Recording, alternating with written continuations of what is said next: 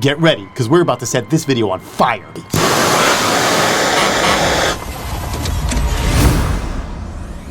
Did you know that there's a way to unlock almost any lock simply by whacking it with a hairbrush?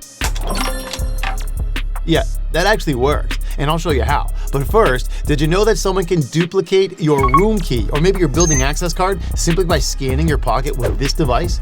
Or this one? Guys, in a second, I'm gonna show you graphically and painfully why pepper spray will not help you if you are ever attacked on a college campus.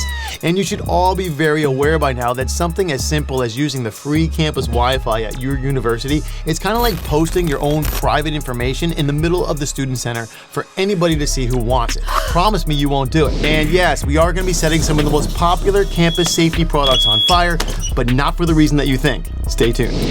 So, as you've guessed, today's video is technically geared for high school seniors, college students, or families who will be sending their little cherubs off to university in the next couple of weeks. And if you didn't know, thousands of those kids that are going off to campus over the next couple of weeks, they're going to become instant victims of their new environment simply because they don't know what I'm about to tell you. And I know that to be the case because, guys, I used to be a campus cop.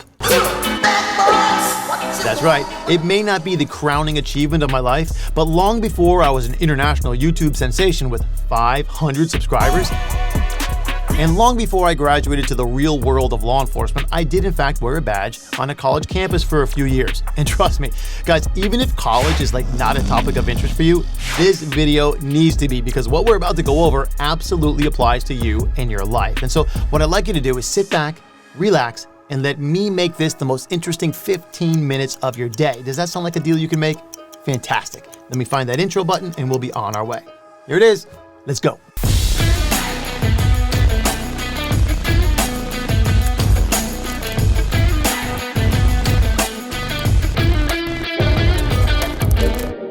This is a fireproof travel safe, and I'm about to show you why you should definitely not be bringing one of these to college with you. So if you happen to be shopping with your parents at Walmart right now, just get it the heck out of your cart.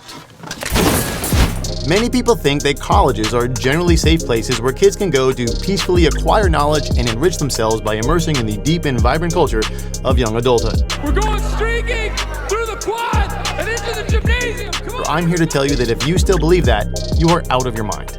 Not only did I spend 6 years of my life as a student on several college campuses, not only did I date girls on several other college campuses,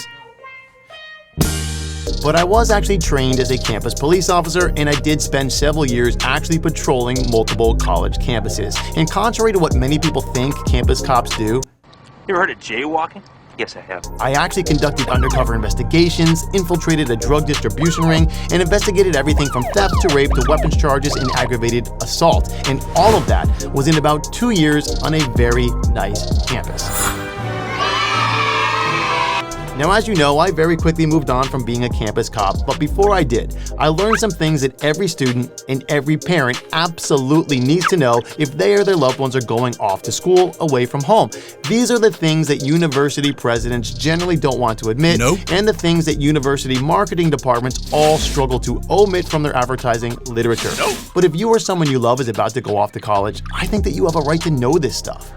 And if you stay till the end of this video, I'm going to reward you with a free PDF checklist of items that you absolutely need to have with you if you or a loved one are going to be living away at school next semester. Trust me, it's worth it. So as I mentioned, this is definitely not one of the items that you'll want to have with you, but it is something that almost every naive college freshman seems to arrive on campus with. And within about 2 weeks of each fall semester starting, I will begin finding these things in dumpsters in wooded areas all over campus.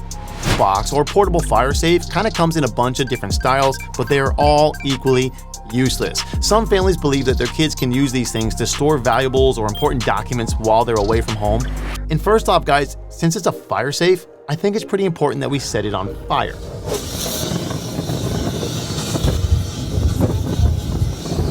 Oh my God, Timmy!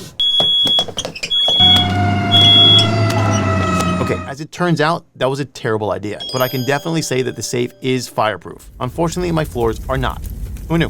Whether or not this lockbox thing is fireproof, it's actually irrelevant because the fire safe or lockbox will absolutely not protect your valuables. Listen to me, whether you stay in a dorm building or an off-site apartment, your campus housing, it's going to be infested with strangers. Like everyone from your roommate to your roommate's friends to your boyfriend of the week or your boyfriend of the night, if that's how you roll. Everyone from your landlord to your resident advisor and any other number of relative strangers are going to have kind of open access to your living space.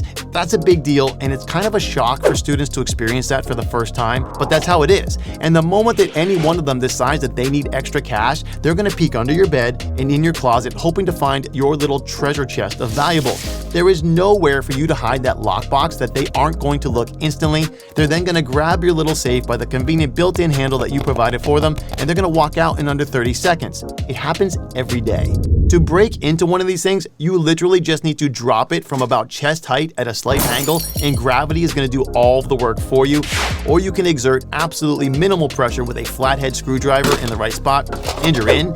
The bad guy takes your loot, tosses the fire safe in the closest dumpster. You literally did the bad guy a huge favor by getting all of your valuables organized for them and putting them in one little box that they can just carry away using the handle on the box. Some of you are thinking that the cops are eventually going to find that safe, dust it for fingerprints, arrest the bad guy, and get your stuff back to you, right? No. Like, not at all. And this is something that you really need to know. Campus law enforcement really doesn't do that. In fact, no one actually investigates burglaries or thefts under a certain dollar value. And trust me, the amount that you have to have stolen from you in order to trigger like an actual forensic investigation, it would blow your mind. So if your stuff is taken from you or your dorm room, it's gone, and so is the bad guy. In reality, the cops are just going to take a report and file it with like the 50 other reports that they took that day. I'm sorry, but that's true. It might sound like a cliche, but in truth, campus cops do actually have much more important things to worry about than recovering your passport, jewelry, and spending cash. And I do know that it hurts to hear, but their resources are very limited, so your stuff is gone. End of story. Unless, of course, you had some identifying documents along with the things that were in your safe, in which case the story isn't over for you because the bad guy is going to use that to impersonate your identity and rack up thousands of dollars of debt in your name. You might not even learn about it for several years. In a second, I'm going to show you how just about anybody can get into your locked room very easily, and you'll never even know that they were there. So rule number 1 is don't bring anything with you to college that you cannot afford to be stolen from you. And if you have to bring like critical identifying documents like a passport or a social security card, what you want to do is rent a storage box at the local bank or mailbox store and keep those documents there, not in your room. If you are a sentimental person and you've kind of brought a cherished memento to keep you company when you're feeling homesick or lonely, it's much better that you take a picture of that thing and leave the memento at home. If you can't afford to lose it, don't bring it. But everyone has things that they'd rather not lose, right? And I'm not suggesting that you just sacrifice your valuables to the thieves. I'm actually going to give you a much more secure place to keep these things. You're going to buy this instead. This is a hanger diversion safe, which also happens to be fireproof and waterproof.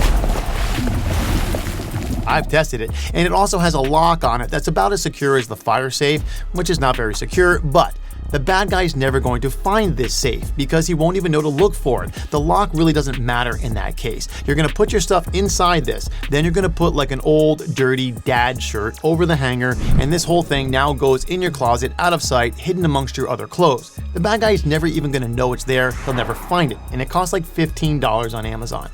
Now, please be careful with this little secret safe that you're going to bring with you, whether it's the hanger diversion safe or some other kind of hidden in plain sight safe. You really don't want your roommates knowing that you're using something like this. A fun fact, guys, is that 60% of college students admit that they stole from others while away at school. 60% admit it. So I'm sorry, but it's a fact that most college kids do find a need for extra cash at some point, and I investigated cases where one kid stole from another just so they could buy a sub sandwich for dinner. So you need to know that when it comes to extra cash, calling home, it's just not an option for everyone. And also, sad but true, this is also a time of life when many college kids begin suffering from a drug addiction of one form or another for the first time in their life, and that sudden need for cash can quickly overcome any sense of moral obligation or common decency that they once held towards you as their roommate. I know that's not pleasant to hear, but again, my job here is to invite you to step into reality. And as for those neighbors of yours, friends, many of them know that they can actually get into your room through your locked door, steal your stuff, and be gone without leaving any trace that they were ever there. That's even if you bothered to lock your door in the first place, which most college kids don't. Please lock your door. One way that they do this is called lock bumping, and it will work on almost every single lock, even deadbolts and padlocks, with absolutely no problem. Parents, this will also work on the front door to your house, unless you have what's called a medical lock, which I have been unable to defeat in any of my demonstrations. But for me to get into your room, I just need a key that is made by the manufacturer of your lock. And if I live in your building, I already have one of those keys. I have my key. But if I don't live in your building, I just have to buy a similar key to the lock that you're using. They sell sets of these keys online very cheaply, and then I just modify that key using a normal household product that everybody owns. I insert my new key into your door, give it a tap, and I am in less than 10 seconds.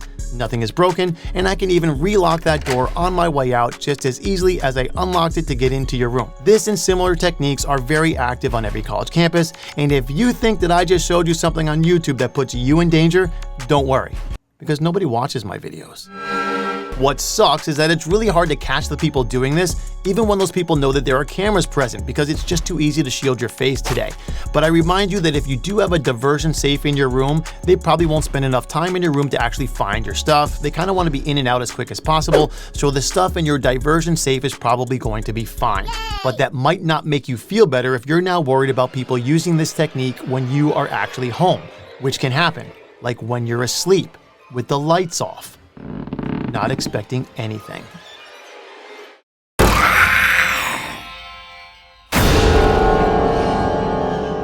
So here's the deal. You need a physical barrier for the door to your apartment or the door to your bedroom for when you are home, so that even if somebody does try to bump the lock to your door, or even if they try to kick it in, they just can't get in. And you can now at least sleep soundly at night knowing that you have a barrier there. Ironically, one really effective solution to this, it only costs about 99 cents, and I bet it wouldn't even be in your shopping cart unless I mentioned it here. It's a door stopper, and this little simple door stopper really comes in handy when you need it. Fun fact, I love kicking in doors, and I'm really good at it. But I cannot kick in a door that has a properly installed door jamb. I can destroy your lock, I can obliterate your door jamb, but there is some application of physics involved with the door stopper that is too complicated for me to understand or explain, and it's way too powerful for me to kick in. So when you come home for the night or you close the door to your bedroom, you're going to slide one of these securely in place underneath your door, and you should be safe. They also make this little gadget right here. It's another kind of a doorstop if you happen to be on Amazon already. It's not quite as good at physically stopping your door from opening, but it's twice as good at alerting you that something's going on, because it will sound a really loud alarm if anyone even tries to get into your door. And frankly, guys, that's all you really need to chase most bad guys away. So this right here is an awesome protective measure, and I also hear it's terrific at curing your roommate's hangover in the morning. It's like 12 bucks on Amazon. The good news is that you're pretty unlikely to get attacked in your dorm room or bedroom, okay? But buckle up here, because you do need to know that no matter where it is that you end up going to school, guys, you are probably much more likely to be attacked or assaulted in public than you were wherever it is that you grew up. This is a hardened fact of college life, and I have to tell you a terrible secret. Campus crime statistics are infamously, hilariously fabricated facets of marketing magic. Most crimes on a college campus occur at exponentially higher rates than they do in the real world, and the system kind of currently exists to reinforce the dangerous illusion that that's not true. But this is a not so well kept secret amongst those who actually operate behind the scenes at most universities. In order for a crime to be included in campus crime statistics, it has to occur on or in a building that is exclusively maintained and controlled by the university authority. So in English, that basically includes campus classrooms and operational facilities. The moment you set foot on any sidewalk, enter the street, step into a restaurant, visit a food truck, enter a grocery store, maybe you head to the local bar or hang out in town, you become invisible to campus crime statistics. So the crime basically has to happen in a building or classroom that is owned by the university in order to be included in campus crime stats. Almost no crime happens in these places, which is good, but it really does suppress the reality of campus crime statistics. In general, these numbers are completely BS. I'm about to give you some critical advice that could absolutely save your life if you are ever attacked on a college campus. I'm going to tell you exactly what works and what doesn't when the unthinkable happens. But first, I need to break through an illusion here, and to do that, we have to chip the ice off of your common sense.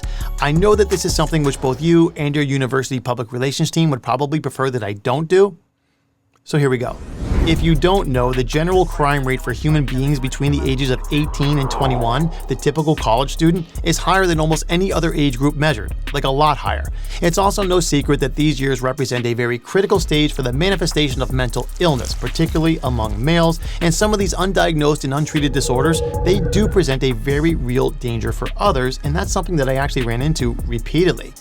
Also, all college environments do present a dramatically higher demand for drugs than do the surrounding areas, and because of that, all college environments have developed a drug supply chain to kind of satiate that demand.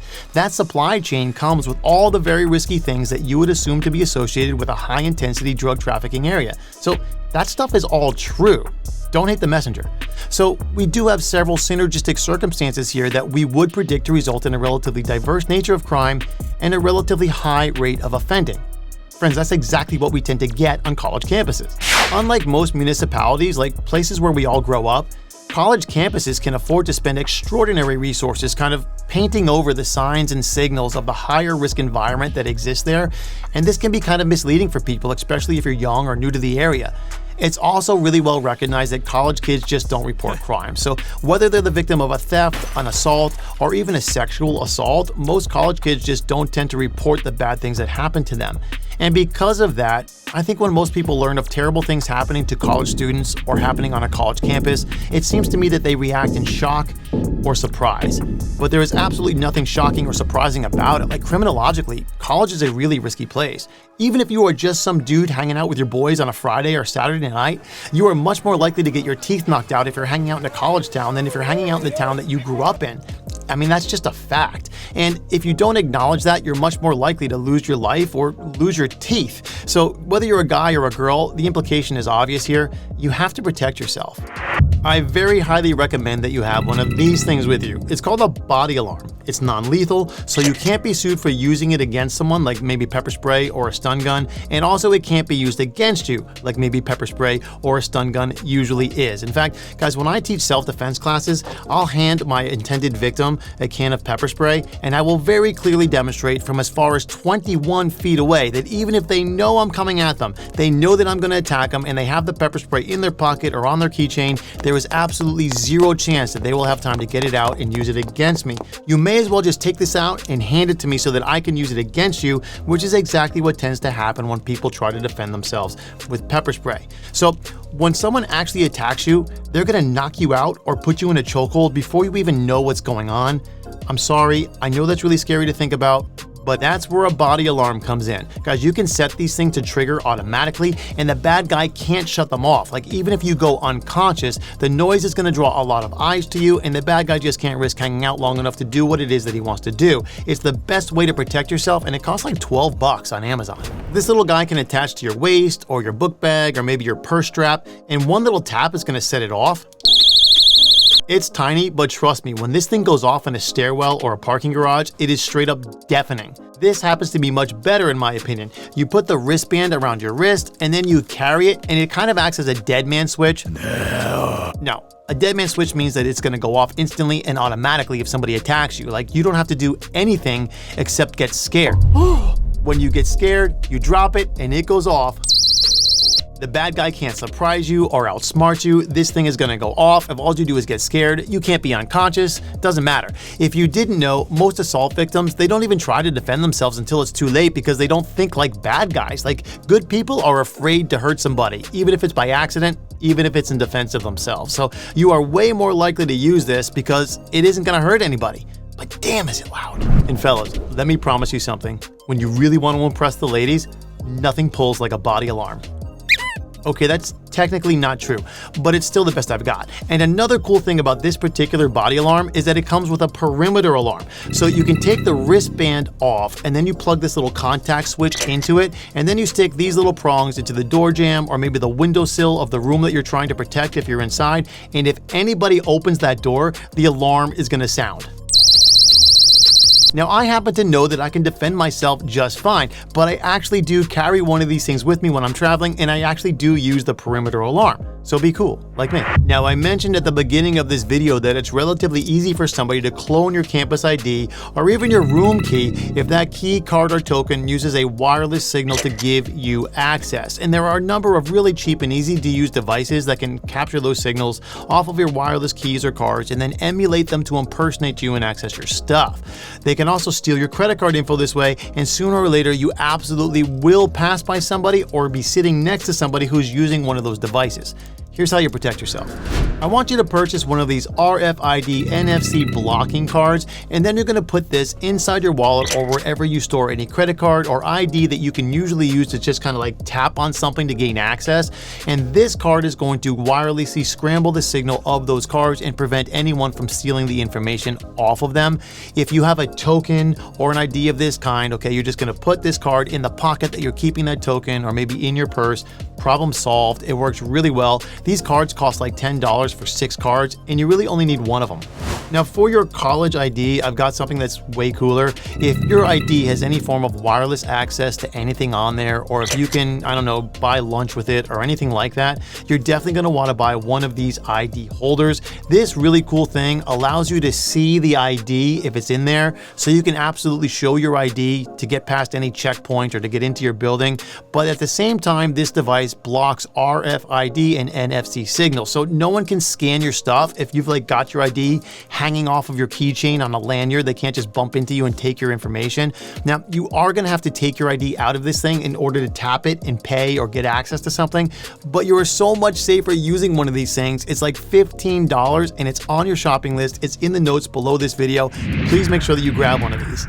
The last thing that I'm going to remind you about is absolutely the most boring of this video, but it's the fact that campus Wi-Fi is a veritable cesspool of digital threats and opportunities for exploitation. So please try to use wired internet access on a private network at all times when you are going to school. If you must use a shared network or you have to use a wireless network for any reason at all, make sure that you have a strong VPN on your phone or your device, okay? You already know that I recommend Proton for this type of stuff. Proton VPN does have a free version if you are frugal about these things. Just make sure you're using a VPN at all times. So we have covered an absolute ton, and you have gotten an elephant-sized helping of value out of this video. This is where I remind you that the PDF shopping checklist is down below in the notes of this video, and now is when I look you soulfully in the eye and ask you to please pay me back by liking this video and subscribing to my channel. Are you going to do it? Like when? If you're not going to do it now, you're never going to do it. Can you just do it, please? Can you just, right there, can you hit that button? Thank you. Also, if you're still here, I'm pretty sure that you're probably asleep, so I feel no shame in telling you that I give awesome presentations for high school seniors, families, and also college freshman orientations on college campuses. So you can book one of those presentations today if you're interested in this topic. Just visit timothyshoemaker.com. Until then, guys, stay safe and learn more so you can live better. I'll see you at the next video.